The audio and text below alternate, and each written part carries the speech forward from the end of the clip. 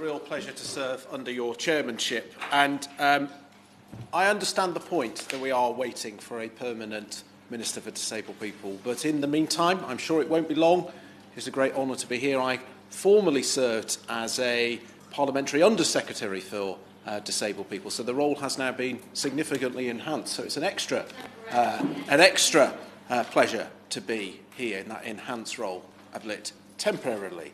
And I will like to pay tribute to the Honourable Member for Garston and Halewood.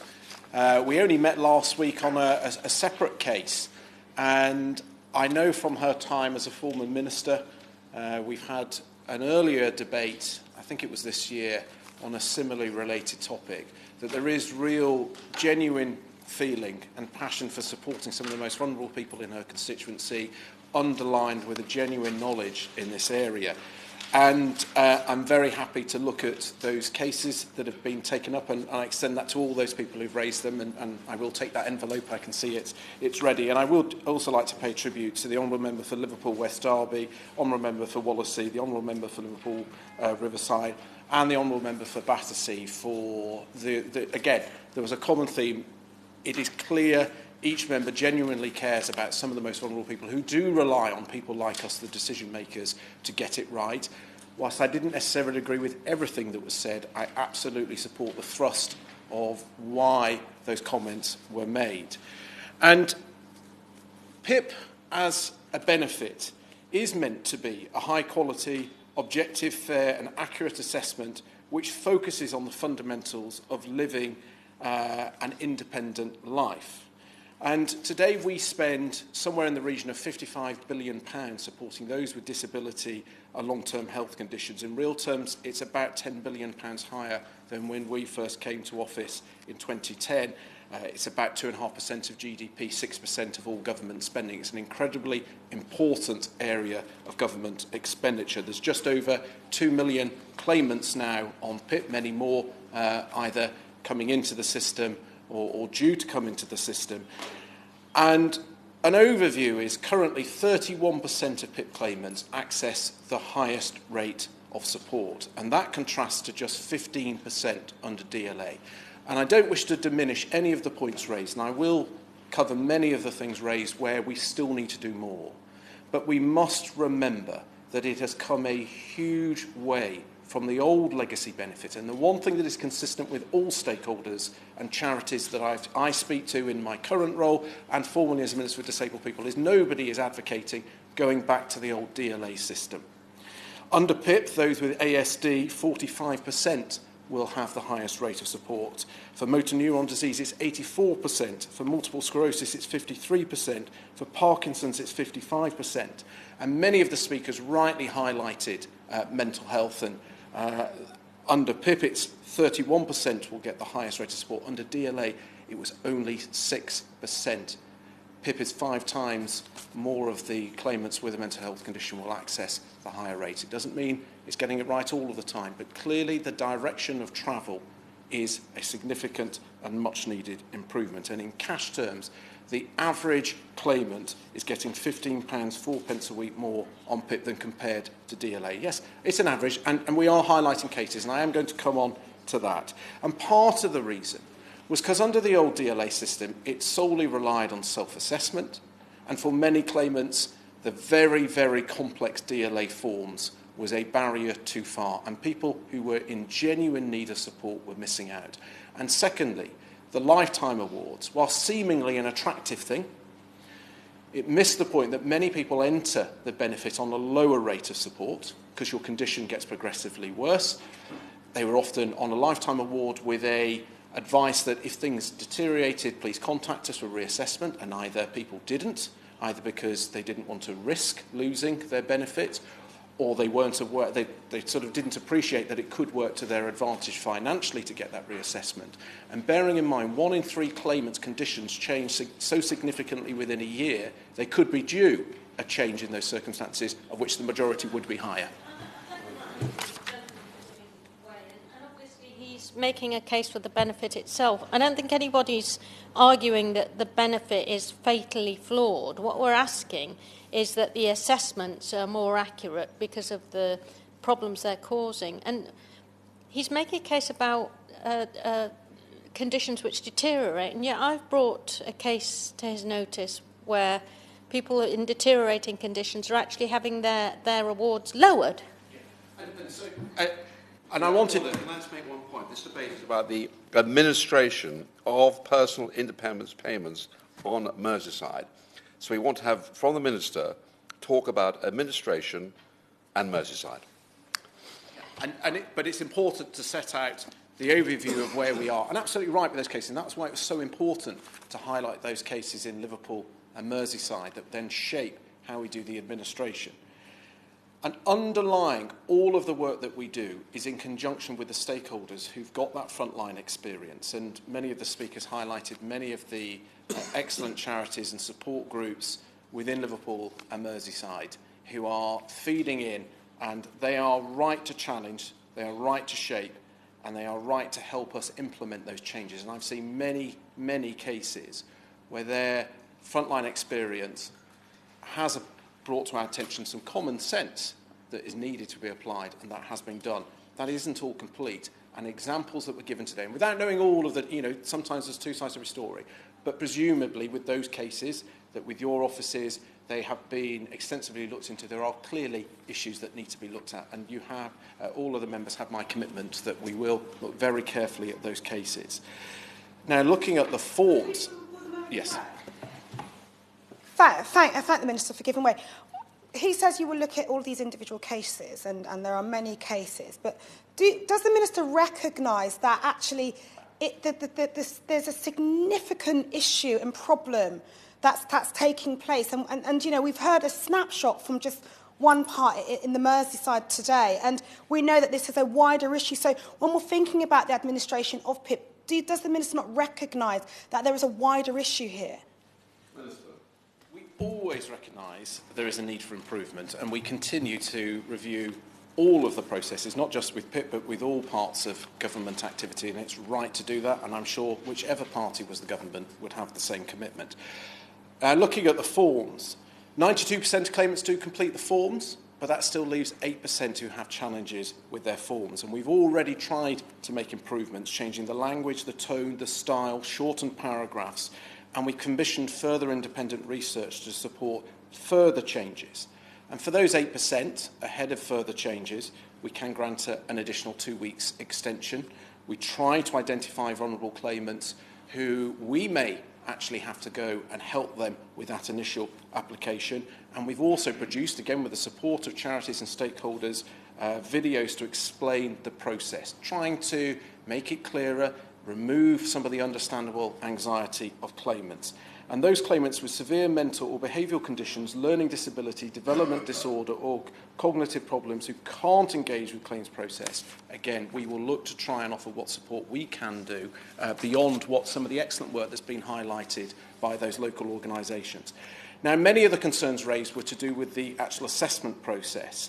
And we do encourage help from a carer, family friend, social worker or local support worker. And I'm really disappointed to hear the example in Liverpool and Merseyside where somebody who was trying to provide that support, which would have given a better quality assessment. In fact, I heard 2 examples of this.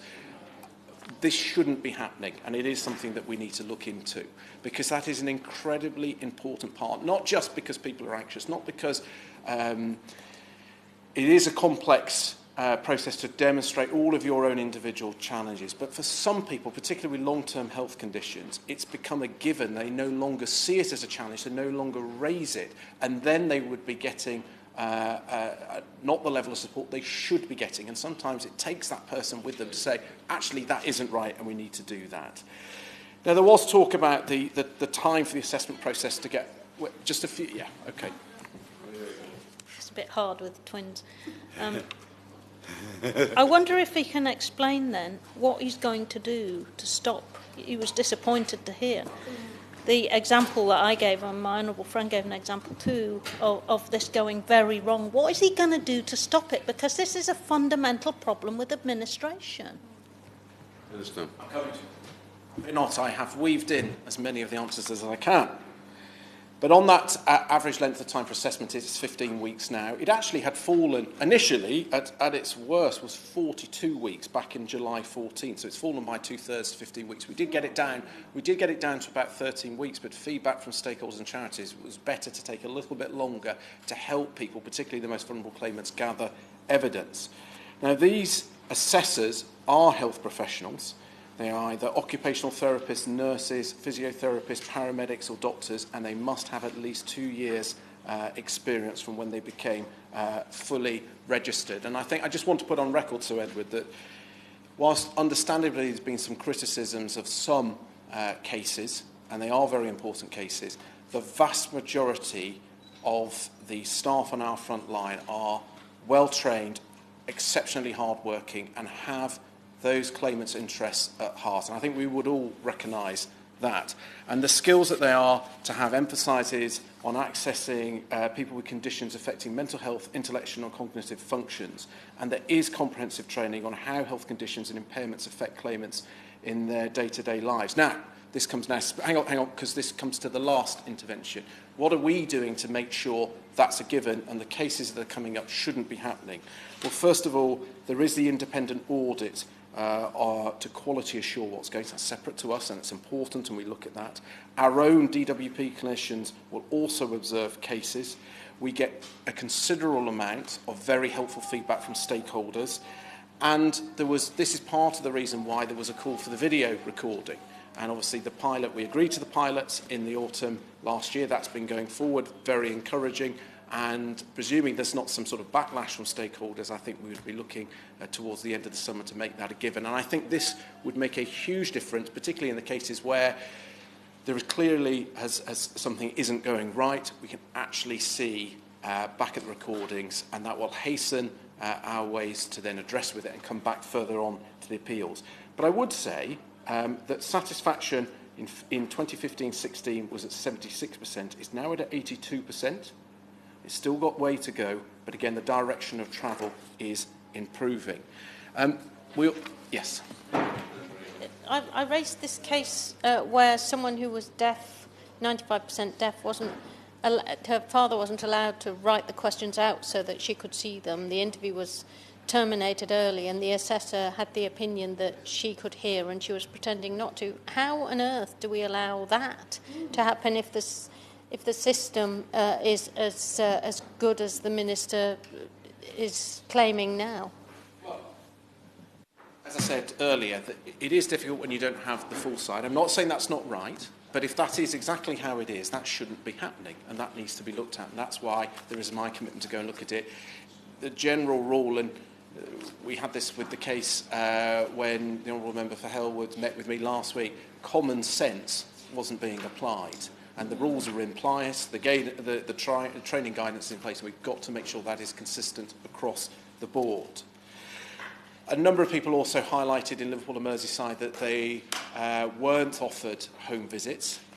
Now, actually between 15 and 20% of claimants within Liverpool and Merseyside have been offered home visits. And again, they should be. If it is a barrier to accessing the benefit to come to the assessment for a variety of medical reasons, that should be very much taken into account. And certainly when I was formerly the Minister, we improved the communication to be more proactive, to encourage that. We want the assessment process to work for the claimant.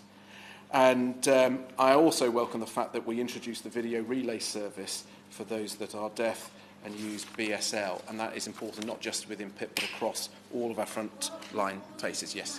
Yep. The delay to tribunal hearings is a severe problem. Can he address that before he concludes his remarks? That is the key bit I'll be addressing. I've just got one last bit before then. On to the specific point about Motability. There are currently about 600,000 claimants who access the Motability scheme. I echo the comments about what a wonderful scheme it is. I think if I'm right, it's the second largest purchaser of motor vehicles after the Chinese army. So significant buying power, very important. I remember meeting a car sales room who dealt with Motability, and they said it's the dream customer. But there are 144,000 people who were formerly on DLA who didn't access the higher rate of mobility, who now do following the reassessment and therefore can access their scheme. And it goes back to that point that it is 31% against the 15%. And for those where they were on DLA on a higher rate and therefore potentially could be losing their car, they get to keep it through the 175 million transitional fund that was set up. They get 8 weeks, and then either there's the £2,000 or they can continue to keep the car up to a further 6 months, but with a lower payment at the end if they aren't successful on their appeal. And that was brought in recognition that the appeal process, and I'll come specifically to the appeal process in a minute, was often taking longer than the time they had the car, and you had the situation you could take a car and then 2 weeks later then give that car back. Now, where it's very close, again, there is some discretion that Motability Operations can use, but fundamentally the challenge is on the length of time on appeals, which is, so Edward, what I'm now coming to, because this is probably the most tangible concern that was raised by all of those speakers. And I want to emphasise the absolute priority is getting it right first time. If we could get every decision right first time, we wouldn't need to worry about the MRs and the appeal process. We're all in agreement on that. Now, firstly, on the MR. The MR process was brought in to try and intercept cases where there are mistakes, to stop them having to go through the real challenge of the appeals process, reduce capacity in there, which then brings down the time for those other ones. And whilst I accept it appears that very few decisions change. It is actually about 22% of changes are picked up on MR. But I think it's absolutely right to focus on that. And I think we all recognise more could be changed. Because often a lot of the MR process is just checking that the current processes. And it comes to that nub of, in the appeals process, it's often late additional evidence. And I think the point of common sense that we should be doing a lot more. And we are now testing this concept. That we're looking down at, are there some obvious gaps?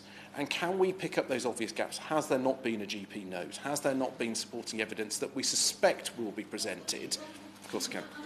Yet again, the case that I quoted, which has now been fixed, of a woman who really should have just had another appointment at home, and that wasn't picked up on a mandatory reconsideration. Surely it's a point at which some common sense should be injected.